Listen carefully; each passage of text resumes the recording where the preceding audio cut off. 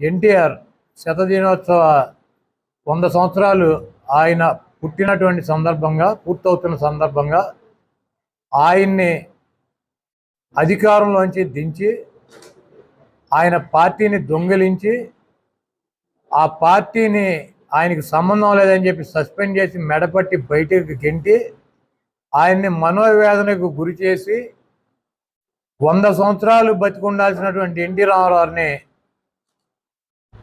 74 సంవత్సరాలకే పైలోకాలకు పంపించినటువంటి గనుడు, నీచుడు, నికృష్టుడు 420 గాడు చంద్రబాబు నాయుడు కారణమైతే ఆ రోజు ఆ కుట్రలో కానీ దాంట్లో కానీ పాలు పంచుకున్నటువంటి ఎన్టీ రామారావు కుటుంబ సభ్యులు, అదేవిధంగా ఆ రోజు ఉన్నటువంటి అగ్ర హీరోలమని చెప్పుకున్నటువంటి నిన్న చంద్రబాబు పెట్టినటువంటి సభకు వచ్చి ఎన్టీ రామారావుకి వెన్నుపోటు పడవటంలో ఆ రోజు ముఖ్యమంత్రిగా దించేసినాక రామారావు బతికొండగా నిన్న వచ్చాడు ఒక స్టారు, పక్క రాష్ట్రానికి సంబంధించినటువంటి స్టారు, ఇక్కడ జీరో, అక్కడ హీరో, ఇక్కడ జీరో.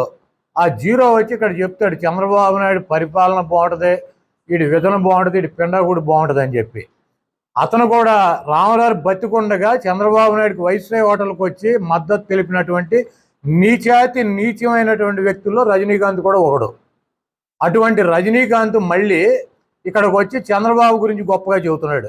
రామారావు చెప్పాడు చంద్రబాబు నాయుడు అనేటువంటి వాడు ఔరంగజేబు, వీడు పిల్లనిచ్చినటువంటి నన్ను ఈ పరిస్థితికి తీసుకొచ్చినటువంటి దుర్మార్గుడు, ఈ రాష్ట్ర ప్రజలకు కూడా వెన్నుపోటు పొడుస్తాడు ఈ నీచుడు, నేను పెట్టినటువంటి సంక్షేమ కార్యక్రమాలన్నీ గాలికి వదిలేస్తాడని చెప్తే ఈ రజనీకాంత్ సేలవలు కప్పించుకోవడానికి ఇక్కడికి వచ్చి ఆ కరకట్టం మీద అక్రమంగా ఉన్నటువంటి ఆ పంపలో చేరి అక్కడ ఆడి పెట్టినటువంటి తిండి తిని ఇక్కడికి వచ్చి మొరుగుతాడు.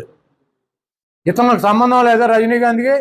ఎన్టీ రామారావు యుగ పురుషుడు, ఎన్టీ రామారావు సినిమాని నేను ఫస్ట్ చూసా అని చెప్పి సినిమా డైగ్రామ్ చెబుతున్నాడు. మరి రామారావు బతికొండగా ఈ నీచుడికి నువ్వు ఎందుకు వెళ్ళి సపోర్ట్ చేసావు? ఆ రోజు వైస్రాయ్ హోటల్లో సిగ్గు సేవం లేకుండా మళ్ళీ 100 సంవత్సరాలు పూర్తి అవుతుందంట, ఆయన ఎక్కడ ఆత్మశాంతిస్తున్నా అని చెప్పి ఈ వెధవులంతా రామారావుకి వెన్నుపోటు పొడిచినటువంటి ఈ వెధవులో సన్నాసులంతా ఒక చోటకు చేరి మళ్ళీ రామారావు గురించి గొప్పగా చెప్పి చంపినటువంటి వెధవులే, పార్టీ నుంచి తొలగించినటువంటి వెధవులు, ముఖ్యమంత్రి పదవి నుంచి తొలగించినటువంటి వెధవులంతా ఒక చోట చేరి మళ్ళీ చంద్రబాబు గారు ఇంద్రుడు, ఆడు చంద్రుడు, ఆడు బొక్క బోసాను అని చెప్పి చెప్పడం సిగ్గు శరం లేదు. ఇటువంటి వెధవులు చెప్పేటువంటి మాట ఈ రాష్ట్ర ప్రజలు పట్టించుకోరు. ఈ రాష్ట్రంలో జగన్మోహన్ రెడ్డి గారు ఎన్టీ రావు గారు చూపించినటువంటి సంక్షేమ మార్గాన్ని, రాజశేఖర రెడ్డి గారు చూపించినటువంటి సంక్షేమ మార్గాన్ని, డాక్టర్ బిఆర్ అంబేద్కర్ గారు, పూలే గారు చూపించినటువంటి సామాజిక మార్గాన్ని, వీటన్నిటినీ కూడా అనుసరిస్తున్నటువంటి వ్యక్తి జగన్మోహన్ రెడ్డి గారు.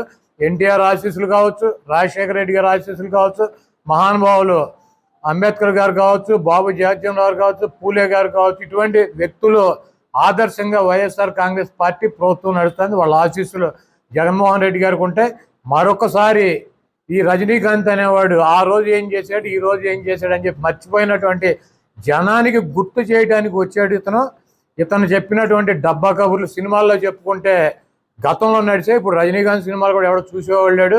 వయసు అయిపోయి చీకేసిన తాటికాయ ఫేస్ ఒకటి వేసుకుని వచ్చి ఇక్కడ సొల్లు కబుర్లు చదివితే ఇక్కడ ఇంటాకి ఎవరు కూడా సిద్ధంగా లేరు. అదేవిధంగా పాపం పవన్ కళ్యాణ్ని నమ్మించాడు చంద్రబాబు నాయుడు, మన ఇద్దరం కలిసి వెళ్దామని.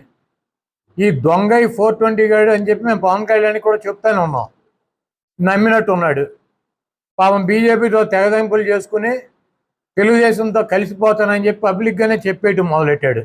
ఆయన చెప్పడం మొదలెట్టినాక మనాడు బ్రేక్ కొట్టాడు చంద్రబాబు నాయుడు. పవన్ కళ్యాణ్ నువ్వే కాదు స్టారు, నాకు పక్క రాష్ట్రాల నుంచి కూడా స్టార్లు సపోర్ట్ ఉందని చెప్పి ఆయన్ని బ్లాక్మెయిల్ చేయటానికి, అంటే ఒక 5-10 సీట్లు అడిగితే తీసుకోమని చెప్పటం. నువ్వు అడిగినట్టు 25-30 ఇవ్వను, నాకు రజనీకాంత్ ఉన్నాడని చూపించి పవన్ కళ్యాణ్ని బ్లాక్మెయిల్ చేయటానికి ఆ హీరోని పట్టుకొచ్చాడు. ఇప్పటికైనా జనసేన కానీ పవన్ కళ్యాణ్ గారు కానీ ఆయన అభిమానులు కానీ అర్థం చేసుకోవాల్సినటువంటి అవసరం ఏంటంటే, చంద్రబాబుని పట్టుకుని కనుక నడిస్తే కుక్క తోక పట్టుకుని గోదావరి ఇదినట్టు ఎన్టీ రామారావు లాంటి మహానుభావుడికి వెన్నుపోటు పొడిచినటువంటి ఈ వెధవలో చంద్రబాబు నాయుడు వేసేటువంటి బిస్కెట్లకి తమిళనాడు నుంచి వస్తారు, ఢిల్లీ నుంచి అయినా వస్తారు, ఎక్కడి నుంచి అయినా వస్తారు, అది తీసేసిన తాటికే ఫేస్ చేసుకుని. కాబట్టి అటువంటి వ్యక్తుల్లో చేసేటువంటి దుర్మార్గాలని పవన్ కళ్యాణ్ కూడా గ్రహించాలని చెప్పి